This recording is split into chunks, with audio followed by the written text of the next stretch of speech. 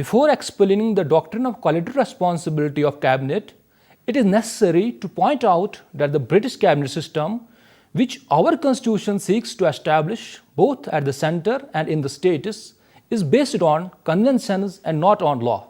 Some of the conventions applying to the cabinet system are set out here in India in terms of law.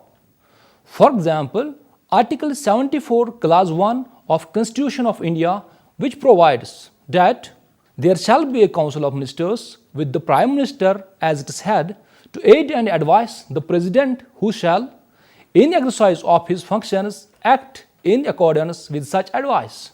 Others, it should be assumed the framers of the Constitution intended to be followed as a matter of practice.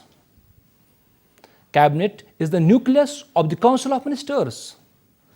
The Council of Ministers is usually a large body consisting of number of ministers of various ranks. For example, cabinet ministers, ministers of state and deputy ministers. The 91st Constitutional Amendment Act 2003 incorporated Clause 1A, which provides that the total number of ministers, including Prime Minister, in the Council of Ministers shall not exceed 15% of the total number of members of the House of People. Within this large body, there exists a smaller inner body known as cabinet, which is really the effective policy-making organ of Council of Ministers. Cabinet really is the driving and steering body responsible for the governance of the country. In Britain, cabinet is based on no legal sanction and has no legal status. It is organ of government which rests on understandings and conventions. Similarly, in case of India, the Constitution makes reference to Council of Ministers but makes no reference to Cabinet.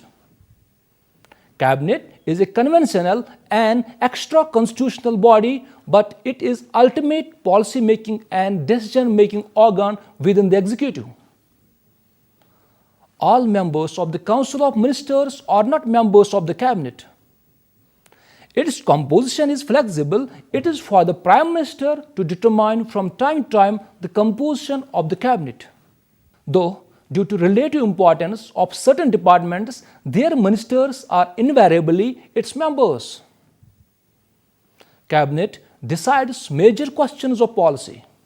Its decisions are binding on all ministers. The various government departments carry out the Cabinet's policy decisions by administering the law and devising measures for enactment as law by Parliament. A minister may himself dispose of routine matters without reference to the Cabinet. But in all matters of major policy or of real political importance, a minister seeks guidance from the Cabinet.